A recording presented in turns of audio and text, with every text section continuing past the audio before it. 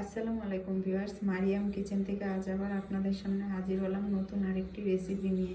আজকে আমি আপনাদেরকে করে দেখাবো ধনেপাতা ভর্তা। চলুন তাহলে রেসিপিটি শুরু করি।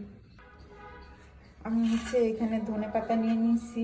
এখন এগুলাকে আমি সুন্দর করে ধুয়ে ছোট ছোট করে কুচি করে নেব।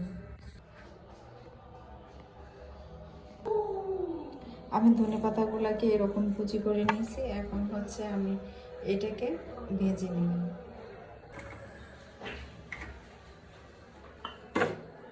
আমি কড়াইতে এখন তেল দিয়ে দিচ্ছি।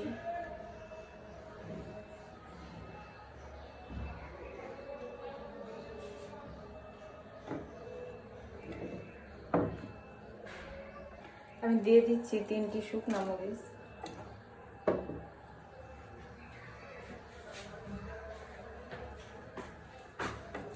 আর দিয়ে দিচ্ছি রসুন। আমি রসুনটা আস্তই দিলাম, কারণ আমি পাটায় বেটে ভর্তাটা করব, তাই।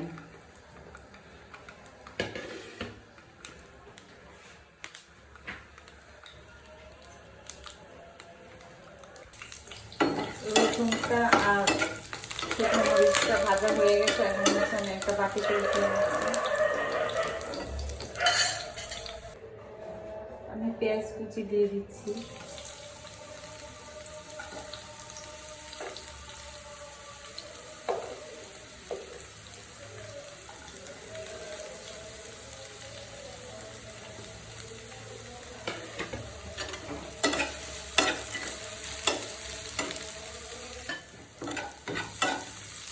পেঁয়াজটা এরকম রাখবো, আর ভাজবো না। এখন একটা বাটিতে উঠিয়ে নিচ্ছি।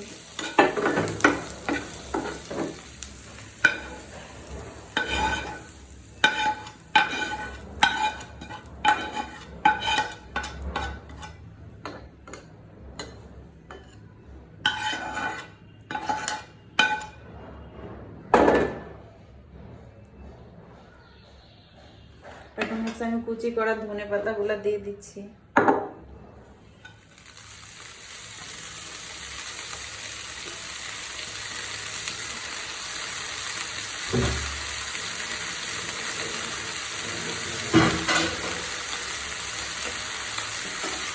ধনেপাতার যে এক্সট্রা পানিটুকু আছে সেটা আমি শুকিয়ে নেব।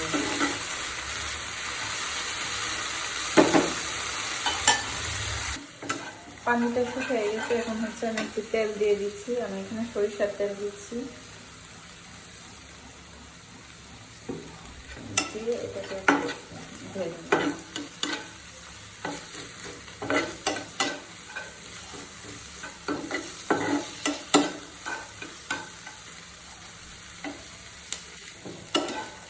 আমি ধনেপাতাটা আর ভাজবো না, এরকম সবুজ সবুজই থাকবে। এখন আমি পাটায় বেটে নিব।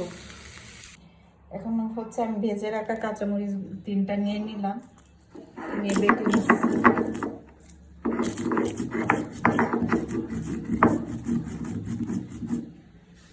এর সাথে আমি রসুনটা বেটে নিব।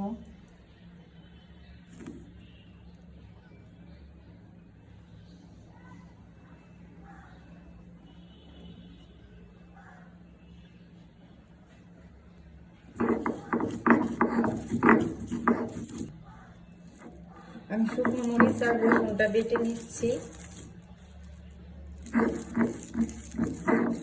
এখন ধনেপাতাটা দিয়ে দিচ্ছি।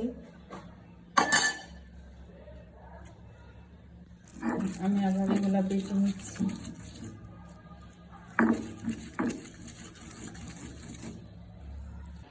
আমি এখন পেঁয়াজটা দিয়ে দিচ্ছি। আর অল্প একটু পেঁয়াজ রেখে দিচ্ছি। এখন এটা আমি আবার বেটে নিব। আমি লবণ দিয়ে দিলাম। আপনারা চাইলে এই ভর্তাটা কাঁচামরিচ দিয়েও করতে পারেন, যার যা ভালো লাগে। আমি শুকনো মরিচ দিয়ে করলাম। আমার তৈরি হয়ে গেল ধনেপাতা ভর্তা। সবাই বাসায় এইভাবে ট্রাই করবেন। কেমন হয়েছে কমেন্টসে জানাবেন। ভিডিওটা ভালো লাগলে শেয়ার করে দিবেন। সবাই ভালো থাকবেন, সুস্থ থাকবেন, নিজের যত্ন নেবেন, নিজেকে ভালোবাসবেন, প্রাণ খুলে হাসবেন।